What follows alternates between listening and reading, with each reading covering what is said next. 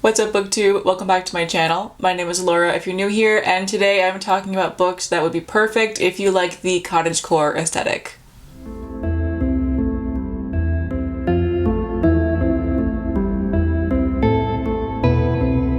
So for those of you who don't know, the cottagecore aesthetic is pretty self-explanatory. It's basically a very forest cozy vibe, as though you just abandoned life and ran away to go live in the woods by yourself, away from civilization, but not in a spooky way, and you just sit out on this log cabin with a lake in the woods and there's birds everywhere, and you're just having a good time. You're one with nature, you have plants everywhere, and you just live in your life. That's cottagecore. Cottagecore is basically my soul. As you can maybe tell by the abundance of plants behind me, I'm slowly growing into my cottagecore self.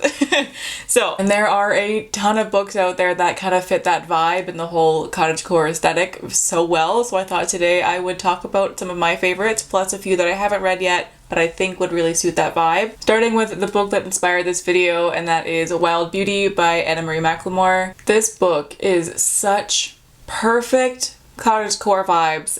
This is just the epitome. If you're still not sure what cottagecore is, read this book because it's perfect. It so accurately depicts what this aesthetic is and what I want my life to be. This book is about a family who lives in this beautiful house on the kind of outskirts of the village. They're all magical women, and their magic is just growing flowers. So their house is covered in flowers. They go out every day and they just put their hands into the dirt and beautiful life just erupts from the ground. It sounds so nice.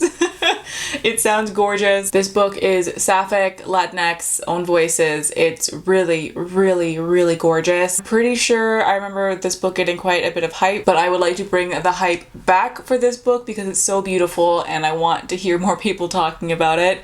It was just, oh, so good.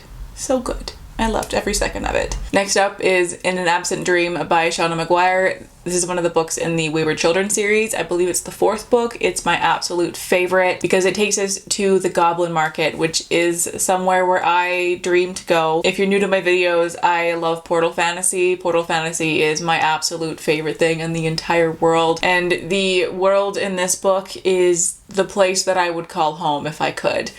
The Goblin Market is somewhere that I dream about all the time. I wish that I could go there. It's basically just this giant farmer's market in the middle of the woods, but there's mythical creatures and it sounds so wonderful, and they don't pay with money. They pay by trading, and everything has to be fair. So if you're somebody who has nothing, the price of something will be a lot less than if you were somebody who was really rich, for example. So the value of things changes depending on who you are and where you're from and how much you have. Everything has to be a fair bargain. So it's all about balance and things just being fair, and it's so wonderful. To me, the Goblin Market just sounds like peace.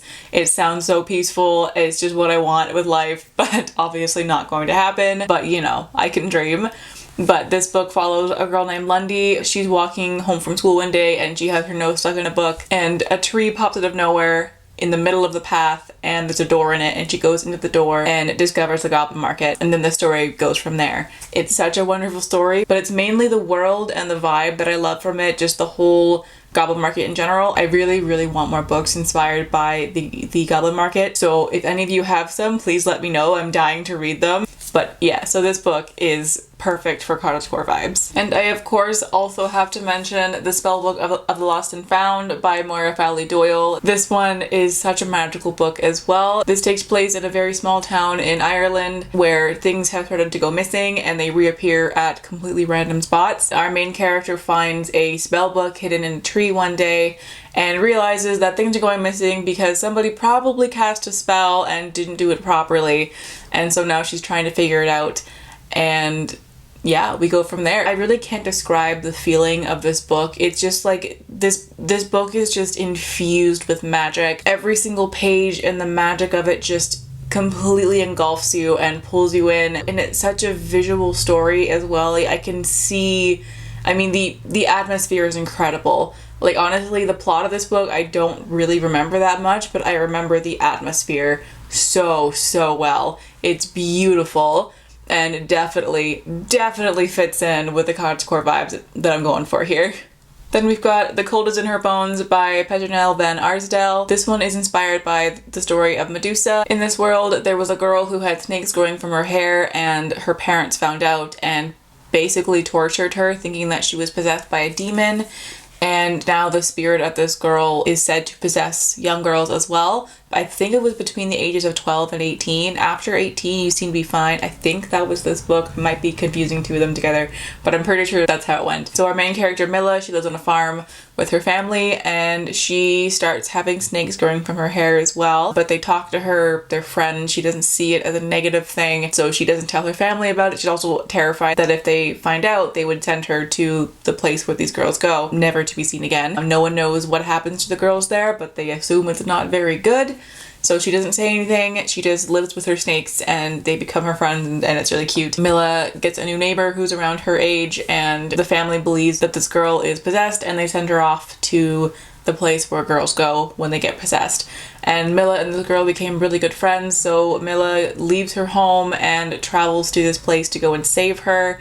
All the while, her snakes are growing stronger, and things go from there. A lot of this story takes place on Milla's journey to go save her friend, so a lot of it takes place in the woods and in like on the outskirts of villages, and it really nicely fits this whole aesthetic of cottagecore. And it's also the whimsy and the fairy tale feeling of this story that really adds well to the cottagecore vibe, so I would definitely recommend this one. Next up is An Enchantment of Ravens by Margaret Rogerson. This one is a fae story, so of course it's perfect for cottagecore vibes. Basically any kind of fairy story will be perfect for this vibe, this one especially because our main character is also an artist, so she spends her days being commissioned by fairies to sit in this sunny house by the forest and paint fairies for a living. I mean, can I have that life?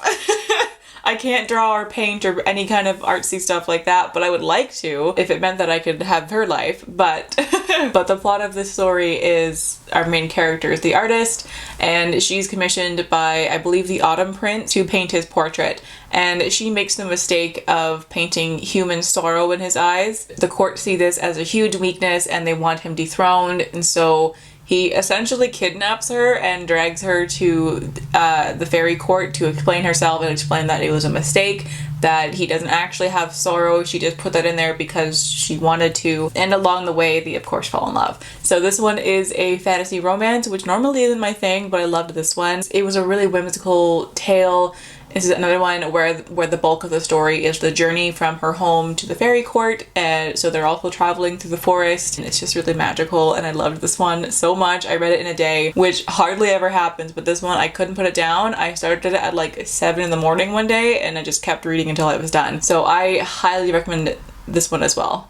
Next up is Winterwood by Shea Earnshaw. This one is about a girl who lives with her mother in this tiny little village in the mountains in the middle of this forest. The forest nearby is known to be a dark enchanted wood type thing, a very mysterious forest, and nobody enters it because they're all too afraid to. But our main character Nora, the women in her family have always had a very special connection with the woods, where they can enter it only during certain times and they retrieve lost things from there. So one night while Nora is going through the woods, she finds a boy and she brings him home and helps him, and that night there's a massive snowstorm that snows in, the whole town closes off the road so nobody can come in or out, and then they learn that there's been a murder, so they have to figure things out and everything, and she has to figure out the mystery of this random boy who appeared in the middle of the woods and what's going on there. This one is predominantly a romance, which I did not know going into it, so personally I wasn't a huge fan of the actual plot of this book. Was not my thing, but the atmosphere was fantastic. So if you're looking for a slightly darker cottagecore vibe, this would be a good one because the woods are a bit more sinister. So they give a bit of a different vibe, but still definitely fits. I also, of course, have to talk about Pan's Labyrinth by Guillermo del Toro. This is the book based off the movie, and this story is one of my favorites of all time. I think I talked about it in a video recently, I forget where, but this takes place in Spain and follows a young girl who starts seeing fairies and discovers a labyrinth and learns that she might be the lost princess. It's a really fantastic story. It's very, very dark. So again, this is more the darker side of Cottagecore. It is pretty gruesome story. It takes place during the war, so there's a lot of that going on, but it's such a whimsical story and I just adore it. I love it so much, and the book has some really beautiful illustrations in it as well, so I highly recommend this one. And the last book of the ones that I've actually read is Wicked Like a Wildfire by Lana Popovic.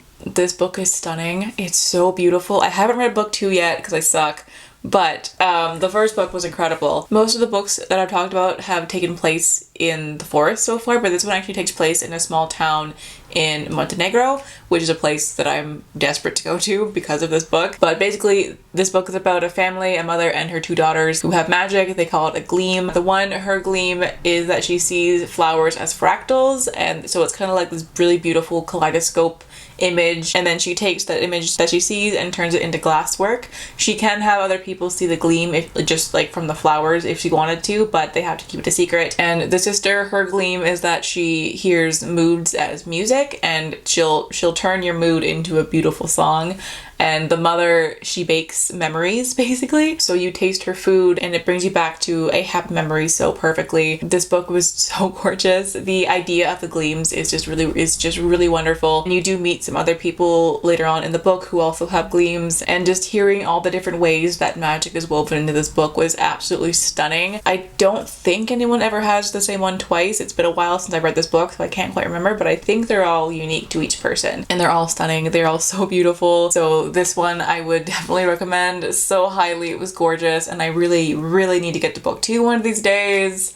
I'll do it eventually, but okay, so those are all of the books that I have read, and then I just have a couple more of ones that I have not yet read, but so I can't tell you if they're good or not, but they seem like they would fit the Cottagecore vibe pretty well. Starting with The Goblins of Bellwater by Molly Ringle. This book is inspired by the poem The Goblin Market, and it takes place in the Pacific Northwest. There's the whole enchanted forest thing again. The setting sounds incredible. I'm not entirely sure what the plot is, but I do know that the main character is a barista or something like that, and she somehow stumbles her way into this magical fairyland. So it sounds wonderful. I need to read this. I've been wanting to read it for so long and just for some reason haven't gotten around to it yet, but I'm thinking probably pretty soon I will. I'm hoping to get it on my TBR for next month.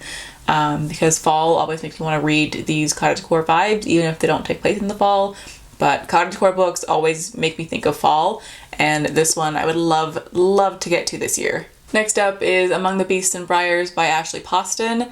This one is about a kingdom that's surrounded by a dark enchanted wood that's been cursed by someone known as the Lady of the Wilds. The main character is the daughter of a gardener, and she has a little fox companion who follows her everywhere. It sounds adorable. And she and her fox friend have to go into the woods and hopefully find the Lady of the Wild and ask her to save their kingdom before the curse takes it over. This one sounds fantastic. I especially love the addition of a little garden fox friend. That sounds so good. So this one I really can't wait to get to as well. And the last book that I had to talk about is The Tea Dragon Society by Katie O'Neill. This one is a children's graphic novel. It sounds so cute. It's just about this girl who cares for tea dragons, and it sounds so cute. I'm not even sure what a tea dragon is, but they're adorable and I want one. I want to have one for a pet. So I have no idea what the plot of this book is, but it sounds so cute and it's perfectly that Cottagecore vibe, so I had to mention it even though I know like nothing about it. But just look at this cover. Look at it. It's adorable. It's so cute. And that about does it for this video. I hope you guys like the books that I mentioned here. There are of course a whole lot more Cottagecore books, but these are my favorites and the ones that I'm most looking forward to reading. If you have any other ones that you know of that I didn't mention, please let me know in the comments because I am desperate for more, always. Cottagecore is something that I just live and breathe for, so please let me know of any other books you have that fit this aesthetic and I will add them to my TBR so fast you don't even know. So and also let me know if you liked this whole book recommendations based on aesthetics kind of thing, and maybe I'll do more of them. Or if you have an aesthetic that you really like and you want some recommendations, let me know in the comments and I'll do a video on that as well. So let me know. But that'll do it for this video. Thank you guys so much for watching. I hope you're all having a fantastic day wherever you are in the world, and I'll catch you in the next video. Bye!